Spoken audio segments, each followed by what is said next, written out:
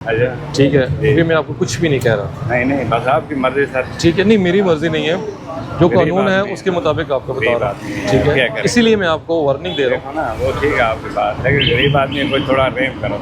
नहीं नहीं, देखिए मेरी बात सुने, आप गरीब हैं, हमारे लिए काबिल इज़्ज़त हैं, आप अमीर हैं या गरीब हैं, इससे कोई फ़र्क नहीं पड़ता। ठीक है, आप हमारे भाई हैं, हम आपके लिए आए हैं। जी लेकिन जब आप भाई रखेंगे ना, तो जो बाकी हमारे भाई हैं ना गरीब, उनके लिए चलना मुश्किल हो जाएगा। जी ठीक है, तो आपने किसी का रास्ता नहीं रोकना जी जी जी बात है और इसको अंदर रखना।